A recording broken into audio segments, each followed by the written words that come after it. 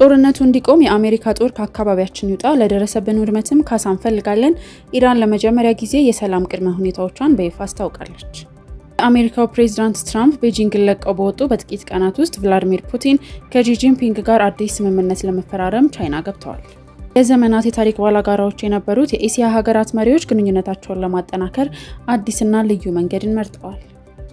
የአሜሪካ ዲፕሎማቶች ወደ ግሪንላንድ ያደረጉት ሚስጥራዊ ጉዞን ተከትሎ የደሴቲቱ ጠቅላይ ሚኒስቴር ጠንካራ ምላሽን ሰጥተዋል። በዲፕሎማሲው ዓለም ያልተለመደ ክስተት ተፈጥሯል። የክሮኤሺያው ፕሬዝዳንት የእስራኤልን አምባሳደር ውድቅ አድርገዋል። እንዲሁም በኬንያ የነዳጅ ዋጋ ጭማሪ ታሪካዊ ቀውስን ተከትሎ የተቃውሞ ባበል ተነስቷል። 4 ሰዎች ሲሞቱም በመቶዎች የሚቆጠሩ ደግሞ ዘብጥያ ወርደዋል። የዛሬ አቤት ዜናዎቻችን ናቸው። ከቀኖት ላይ 8 ደቂቃዎችን ብቻ በመስጠትና የዩቲዩብ ገጻችን ቤተሰብ በመሆን በየዕለቱ አዳዲስና ወቅታዊ መረጃዎችን ያገኙ። የእናንተ ሰብስክራይብ ማድረግ ለእኛ ትልቅ ብርታት መሆኑን አምናችሁ አብራችሁን ያላችሁትን ከልብ እናመሰግናለን። መረጃው ለሚያስፈልጋቸውና ለሚገባቸው በሙሉ እንዲደርስ ላይክና ሼር በማድረግ የበኩላችሁን እንድትወጡም እንጠይቃችኋለን። ፈጣን ዜና፣ ታማኝ መረጃ ዓለምን በ8 ደቂቃ አብራችሁን ቆዩ። ወደ ዝርዝሩ እናልፋለን።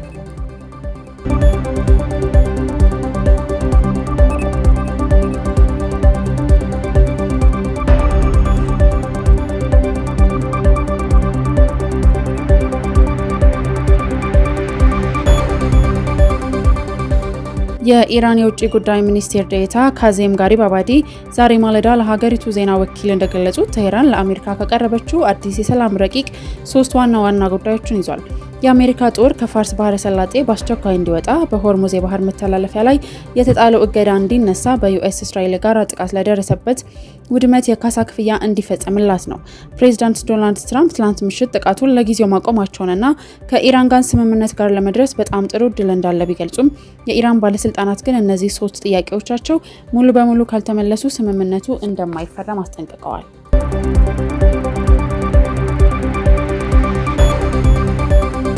የአሜሪካው ፕሬዝዳንት ትራምፕ ቤጂንግን ለቀው በወጡ በጥቂት ቀናት ውስጥ የሩሲያው ፕሬዝዳንት ቭላዲሚር ፑቲን ከቻይናው መሪ ዢ ጂንፒንግ ጋር በአዲስ ስምምነት ለመፈራረም ቻይና ገብተዋል።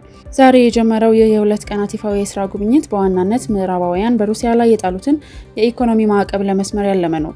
ፑቲን ከመነሳታቸው በፊት እንደገለጹት የሩሲያና የቻይና ጥምረት በዓለም ላይ መረጋጋትን የሚፈጥር ትልቅ ኃይል ነው። ሁለቱ መሪዎች በነዳጅ፣ በጋዝ እና በቴክኖሎጂ ዘርፍ ላይ ትልልቅ አዳዲስ ስምምነቶችን እንደሚያጠናቅቁ የሚጠበቅ ሲሆን ይህ ጉብኝት አሜሪካን ይበልጥ የሚያስደነግጥ አዲስ የኃይል ሚዛን በቀጠናው ላይ ፈጥሯል።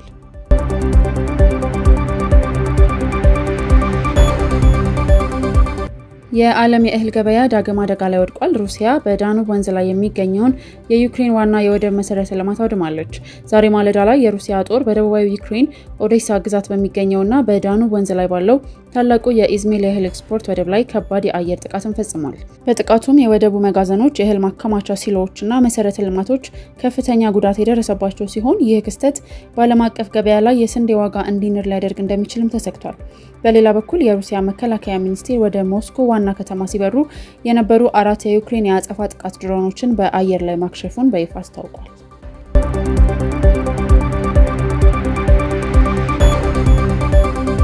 የ2026ቱ የዓለም ዋንጫ ሊጀመር ጥቂት ቀናት ሲቀሩት በአሜሪካ ትልቁ ስታዲየም ላይ የስራ ማቆም አድማ ተጋርጧል። በሎስ አንጀለስ የሚገኘውና የ2026ቱን የዓለም ዋንጫ የመክፈቻ ጨዋታዎችን የሚያስተናግደው እጅግ ዘመናዊው የሶፊ ስታዲየም ሰራተኞች አስቸኳይ የስራ ማቆም አድማ እንደሚያደርጉ አስጠንቅቀዋል።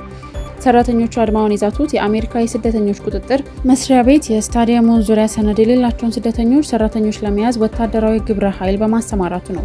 ሰራተኞቹ ይህ እርምጃ የስራ ቦታችንን የፍርሃት ቀጠና አድርጎታል፣ ደህንነታችንም አልተጠበቀም በሚል ስራ ለማቆም መወሰናቸውን የዓለም ዋንጫውን ዝግጅት ትልቅ አደጋ ላይ ጥሎታል።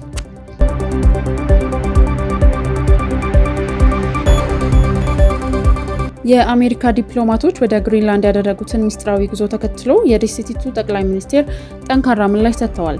የግሪንላንድ ጠቅላይ ሚኒስቴር ጄንስ ፍሬድሪክ ኒልሰን ከአሜሪካ ልዩ ልዑክ ጋር ካደረጉት ስብሰባ በኋላ ለጋዜጠኞች እንደገለጹት አሜሪካ ግሪንላንድን ለመግዛት ወይንም ወታደራዊ ይዞታዋን ለማስፋፋት የምታሳየው ፍላጎት ፍጹም ተቀባይነት የለውም።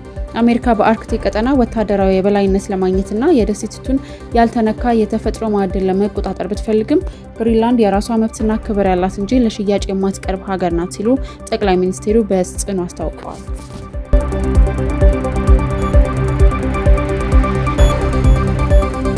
በዲፕሎማሲው ዓለም ያልተለመደ ክስተት የክሮኤሺያው ፕሬዝዳንት የእስራኤልን አምባሳደር ውድቅ አድርገዋል። የክሮኤሺያው ፕሬዝዳንት እስራኤል ወደ ሀገራቸው የላከችውን አዲስ አምባሳደር በይፋ አንቀበልም ብለዋል። ፕሬዝዳንቱ እንደገለጹት እስራኤል የሀገሪቱን ይሁንታ ሳታገኝ አስቀድማ አምባሳደሯን በቴል አቪቭ ሚዲያዎች ላይ ይፋ ማድረጓ ያልተጻፈውን የዲፕሎማሲ ሕግና የሀገሪቱን ሉዓላዊነት የጣሰ ነው። ይህ የፕሬዝዳንቱ እርምጃ ከእስራኤል ጋር ዲፕሎማሲያዊ ውጥረት የፈጠረ ሲሆን በሀገሪቱ ውስጥ ካለው የፕሬዝዳንቱና ጠቅላይ ሚኒስቴሩ የውስጥ የፖለቲካ ፉክክር ጋርም የተያያዘ መሆኑም ተነግሯል።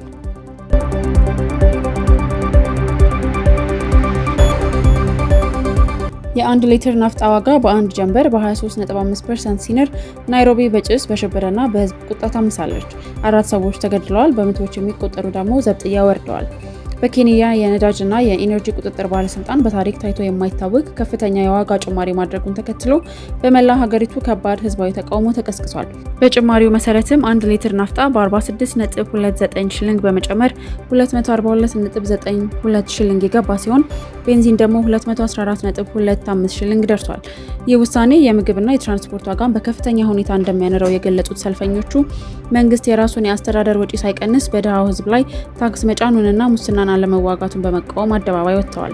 የሀገር ውስጥ ጉዳይ ሚኒስቴሩ ዛሬ በሰጡት መግለጫ በተቃውሞው ሳቢያ 4 ሰዎች ሲገደሉ 30 መቁሰላቸውንና 348 ተጠርጣሪዎች በቁጥጥር ስር መዋላቸውን አረጋግጠዋል።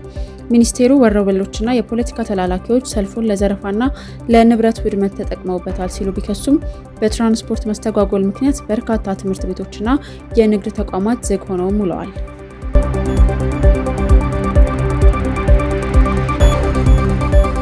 አደገኛና ምንም ክትባት የሌለው አዲሱ የኢቦላ ዝርያ በአፍሪካ እየተስፋፋ ነው። አንድ አሜሪካዊ ሐኪምን በበሽታው መያዙ ተረጋግጧል። ዲሞክራቲክ ሪፐብሊክ ኦፍ ኮንጎ ኢቱሪ ግዛት የተከሰተው በኢቦላ ቫይረስ ወረርሽኝ የሟቾች ቁጥር 120 መድረሱን የሀገሪቱ ጤና ሚኒስቴር አስታውቋል። በአሁኑ ወቅት ከ300 በላይ ሰዎች በቫይረሱ መጠርጠራቸው የተገለጸ ሲሆን በአካባቢው በበጎ አድራጎት ስራ ላይ የነበረ አንድ አሜሪካዊ ሐኪም በቫይረሱ መያዙም ታውቋል። ይህ የቫይረስ ዝርያ እስካሁን የተፈቀደ ክትባት ወይንም መድኃኒት የሌለው በመሆኑ የዓለም ጤና ድርጅት ከፍተኛ ስጋት ውስጥ ወድቋል።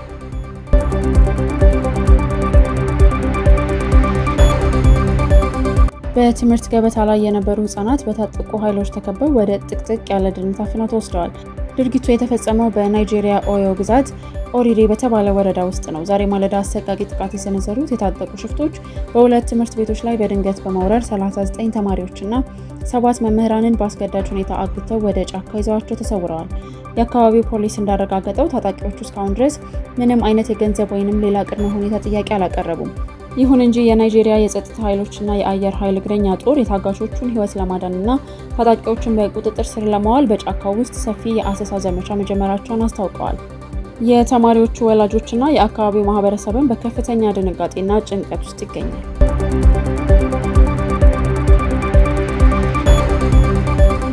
የዛሬው የዜና 08 መረጃዎቻችን ይህንን ይመስሉ ነበረ። በየዕለቱ አዳዲስና ወቅታዊ መረጃዎችን ለማግኘት የዩቲዩብ ገጻችንን ሰብስክራይብ ያድርጉ፣ እንዲሁም የደወል ምልክቷን ይጫኑ። ፈጣን ዜና፣ ታማኝ መረጃ፣ ዓለምን በ8 ደቂቃ ዜና 08። እናመሰግናለን።